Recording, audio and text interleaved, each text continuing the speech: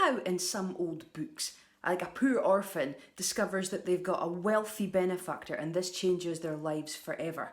Well, yesterday something similar happened to me when the postie delivered a mysterious, anonymous parcel containing this half-used tube of Curl Company Enhance and Protect Curl Cream containing Professional Curlplex trademark. Somebody recognised the tube on last Saturday's hair care disaster drama High Tension episode and has seen fit to send me the remainder of their product from the bottom of their bathroom cupboard.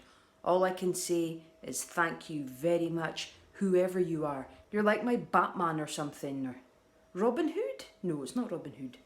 A superhero anyway. With the daily updates, you can't make up, it's the Black Isle Correspondent. She lives in Fortrose and tells us what goes on. If your isolation causes desperation, try the Black Isle Correspondent. If you're feeling grumpy, you'll find some company here.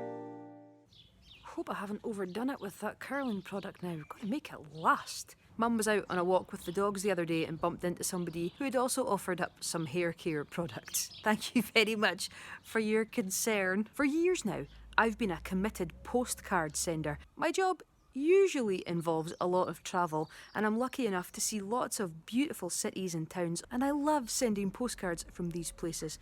Quite often they're written in fairly dingy dressing rooms, sometimes they're written in the pub, other times the back of the tour van will do. It's just nice to keep in touch when you're away from home, and at the moment we're all stuck apart from each other, so I've taken to letter writing. In this strange lockdown period, most of us have got more time on our hands than normal, so I've taken to writing longer form letters to my loved ones. As nice as it is to sit and think about somebody, geez lads, an absolute rocket kicking off in the plum tree. It's even lovelier when you get something back in the post. The local posties here in Fortrose, Sandy and Sheila and the rest of the team have been doing a great job of keeping us in touch. Delivery drivers who've brought the bark. There is actually a lad coming with a lorry load of logs at some point. Somebody's bringing a big 16-kilogram bag of flour to keep the bread maker going. All of these folk that keep things moving and keep us connected. What amazing service they're doing. Yesterday's post contained the hair care products.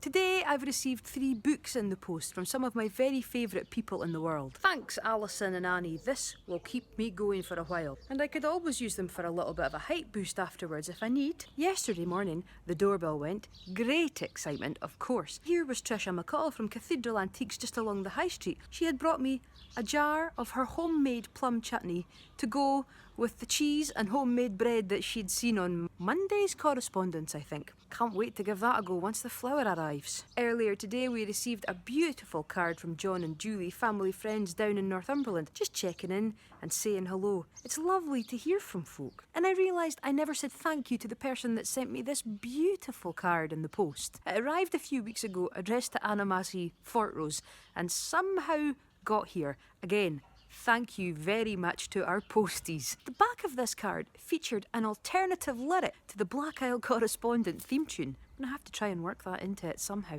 When I was wee, BT, British Telecom, had a series of adverts featuring the actors Maureen Lipman and Bob Hoskins, and the slogan was, "It's good to talk." And they're right, it is good to talk, but it's also really good to write, and it is really great to get something in the post.